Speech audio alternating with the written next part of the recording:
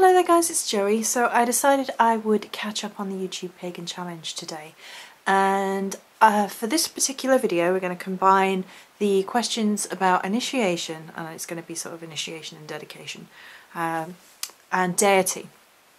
So I thought these two would merge quite well, and I decided for this video that I would actually talk about deity before I was dedicated to the goddess Morrigan.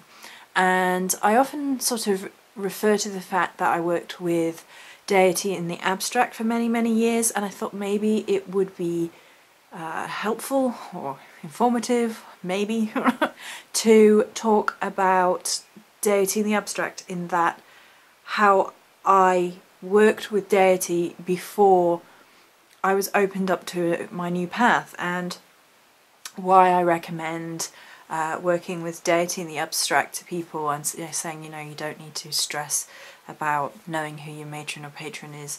I think a lot of people get quite worked up about it, and it's perfectly...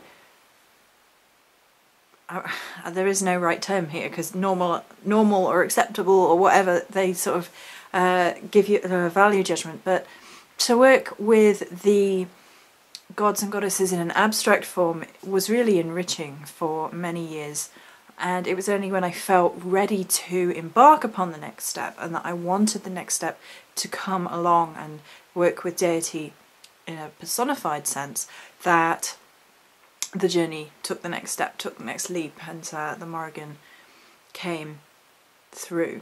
And seeing as we're on that, we'll start with that rather. Ooh, robins!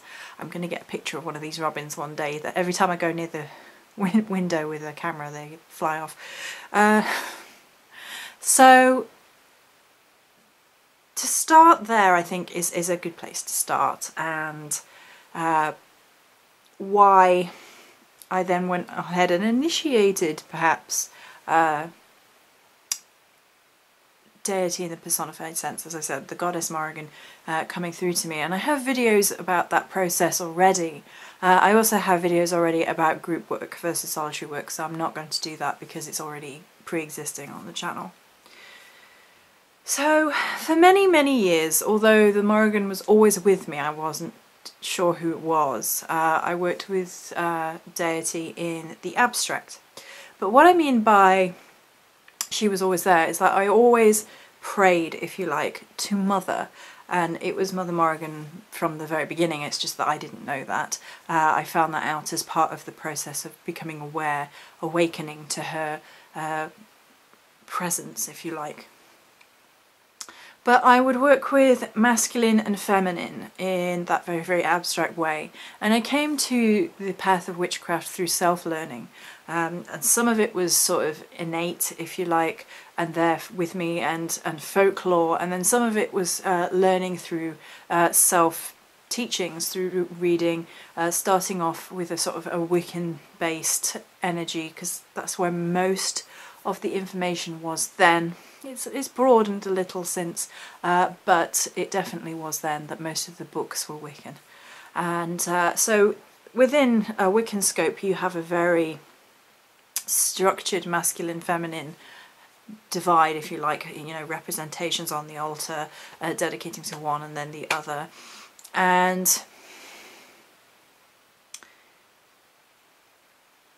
that worked for me, seeing masculine and feminine at that beginning point in the path, and accepting that deity was both and neither. And I still accept that, because to me the Morrigan is both, and one or the other, and then neither, and it's beyond, human labellings of gender and how human beings understand these things. So I took the approach of the abstract, that the divine existed. The divine was both masculine and feminine. There was a feeling of warmth and energies of connectedness when it came to working within a space of considering deity to be present and masculine and feminine and abstract. And I really enjoyed the Wheel of the Year, and I still do, and I still practice it. with regards to honouring the god and honouring the goddess and honouring what was going on in the cycles around us, going on in nature.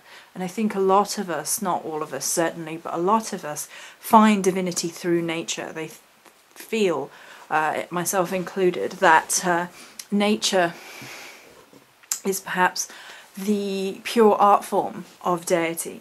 The miracles that are present in nature are artistry in motion. They are divinity right there for us to see. And this is driving me crazy, excuse me.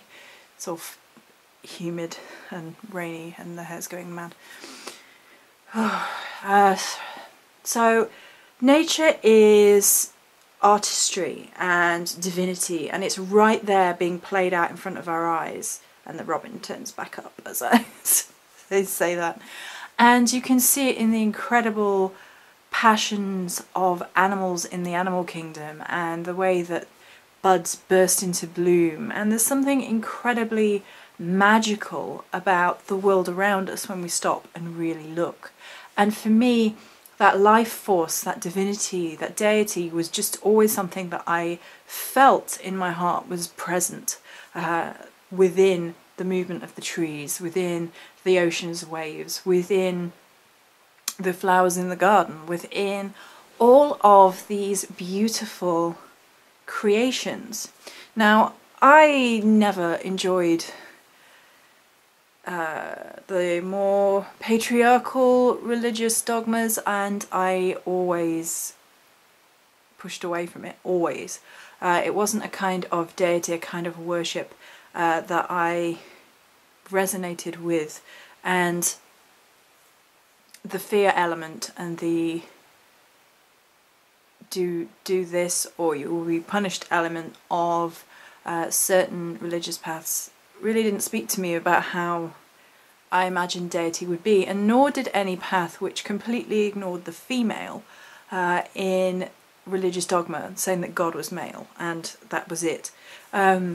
Because nature was not. Nature to me was a reflection of deity, of divinity, and masculine and feminine existed within all of nature. And you have a scale of that, of course.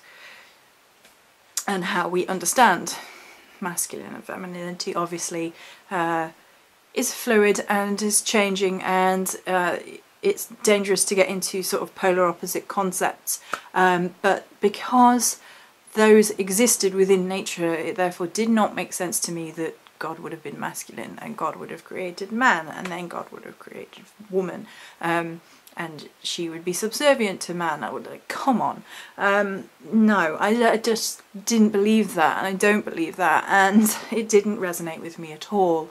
So divinity, I think, and where it initially came through was this great wonder, this great awe around the world around me, the way the sky changed, the way that nature is. And that's not to discount the science behind it, but one cannot argue that the spark of life, the soul, is quantifiable, because what makes a person a soul is something that is inexplainable, beyond. And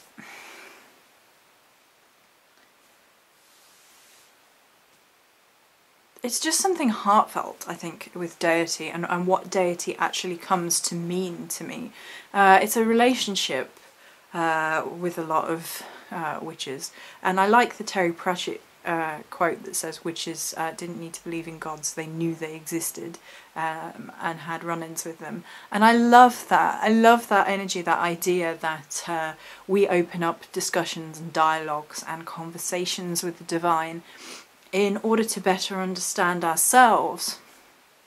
And you can get into abstract concepts of divinity being a reflection of us, and that divinity exists, but as they evolve through time, they evolve alongside humanity to reflect where humanity's at, and to be understood, at least in a glimpse, in a grain of sand, if you like, in the tiny little scope that the human mind can understand of what deity and divinity actually is. I think it's definitely something that evolves. And so with these concepts, these abstract feelings in mind, I just worked within this scope. I worked within an honouring of masculine and feminine, with an awe, with a gratitude, and with a reverence, which would continue and keep going through until the personal connection with the goddess Morrigan was formed. The videos already document that on the channel. And, you know, she's such a complicated deity that, like, one little video on what deity means to me is difficult. It's a way of living, it's a way of being, it's a sense of honour, it's a sense of love, it's a sense of duty, and it's just part and parcel of who I am, and, you know, the soul of the witch. So there is that. And then I wanted to move on to initiation and dedication, which I'm gonna stitch them together, I guess, is this. I have no idea what this is. And for that end, I'm not one of these people that believes that you have to be initiated by somebody else. I know that there are those that believe that unless you've been initiated by another individual, then you're not X, Y, and Z.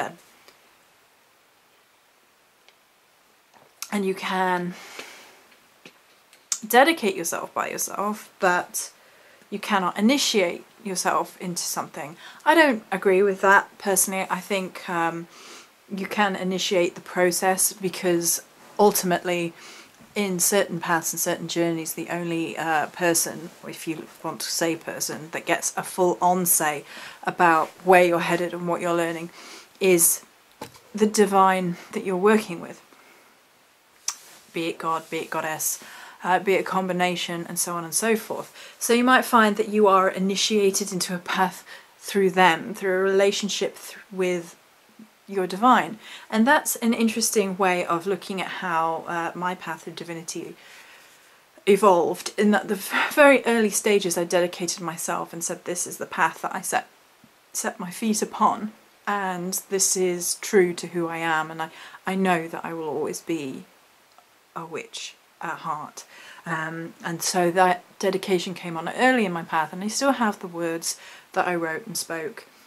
And it was a quiet moment, a humbling moment, a sort of almost like a stretch of time going off in the future, and knowing that this was a path, this was a journey, this was one step at a time. And then, of course, when Morrigan came in and she had her tests and conversations and continuing of the tests and the conversations and learning curves and all of it, one can argue that those are initiations in and of themselves, and that the divine is the only one that really can initiate you without judgment, because it's not putting human conditions on a spiritual initiation, and it's not putting human errors and human judgment and human nonsense basically in the way of an initiation. A process of beginning is what that is. It's like being the seed and cracking open the shell and growth from there. The seed does not request somebody else's approval to grow. It just needs the right conditions to grow, and that the divine spark of life that we talked about, that beginning, that explosion, that creation magic, that birth. And to my mind, at least on the path of witchcraft, that's the largest initiation that you can only do yourself. Now, if you wish to streamline your path and follow particular traditions, then that becomes a human methodology, a human practice. And if the human practice and the human methodology you have chosen requires initiation from those who have been studying and practicing and walking that particular path for X amount of years, then that's what that particular path requires, and you've kind of acquiesced to that initiation ritual, that process, that being chosen by peers, I guess.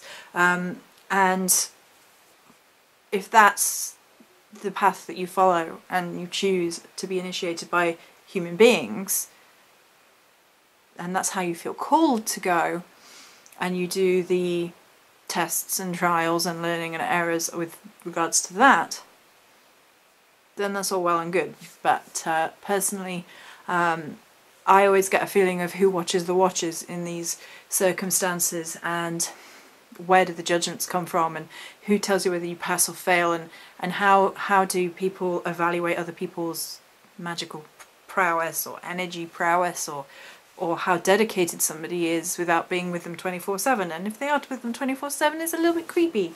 So I understand the idea of the initiation by human peers, and it's all well and good as long as you're comfortable and you're happy and you feel at ease within one spiritual path. But I think for me personally, with the path I'm going down, there is a lot that can be gleaned from other people with that initiation by other people. And I think witchcraft, in its more modern-esque sense, this is kind of, you know, the group versus solitary thing. And if you've decided that solitary is the path for you, for the most part, because I don't think any of us work alone completely, then you're not going to go and be seeking out other people to initiate you and tell you that you belong to witchcraft now, or not. You know in your heart and your soul to soul whether or not you're walking your talk. And arguably, those who are walking their talk always want to walk their talk more and improve themselves in this way and that way. And if you've initiated by someone else, is somebody else's ideas and morals and telling you what you should be improving influencing on what you should actually be doing from a soul level? I don't know. It's one of those things which I think can cause arguments quite quickly. But personally, I do feel that if you are initiated by the divine, then in your heart and your soul, and you're called to it, then you know. You've begun. You've broken out the shell, and you've begun to grow. And then you dedicate yourself to that process, and you initiate over and over and over again. You initiate the different cycles, the little cycles of life, death and rebirth within life, which is, I guess, a kind of a Celtic witchcraft thing. The little deaths, if you like. I've talked about the little deaths in the past, and the going inward and then going without, and learning and evolving and growing constantly, being the little seed that could, if you like. So those are my feelings on those two subjects. Many blessings.